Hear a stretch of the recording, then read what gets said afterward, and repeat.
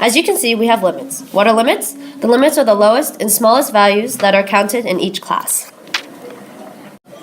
To find limits, you have to take the highest number in the set of data you were given, subtract it by the lowest number, and then divide by how many classes you want.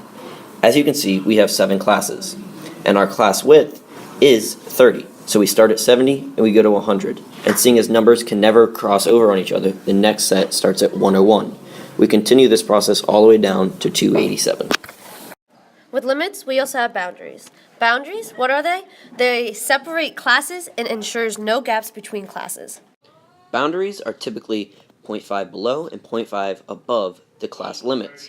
Seeing as our class limits were 70 to 100, you can see that our boundaries are 69.5 to 100.5.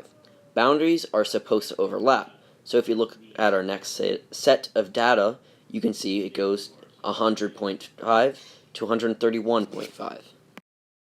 Tallies and frequency go hand in hand.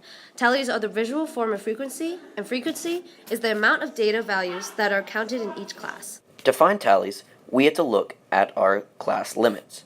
We use the class limits by going through the original set of data and seeing what numbers appear between those limits. Each time a number appears, we put one tally down. Frequency is the number version of our tallies. To find our cumulative frequency, we have to add all of the numbers in our frequency column together. The way we do this is we start at the top of our frequency column and work our way down. Seeing as our first number in our frequency column is 7, our first number in our cumulative frequency must also be 7. Seeing as the second number in our frequency column is 14, once we add 7 and 14 together, our second number in our cumulative frequency column is 21. We continue this process all the way down until we get 46. Lastly, there are midpoints.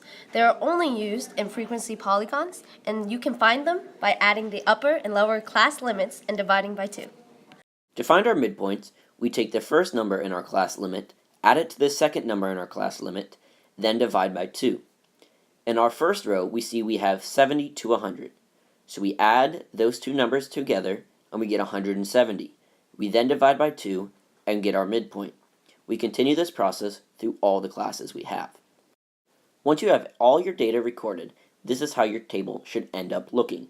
Your numbers might be different than ours, but you should have all of these columns and rows, and they should all add up properly. This is the frequency polygon. On the y-axis is the frequency, and on the x-axis is your midpoints. This is a histogram. On the y-axis you have the frequency, and on the x-axis you have your class limits. This is our ogive. On the y-axis we have our cumulative frequencies up to 46. On the x-axis we have our boundaries.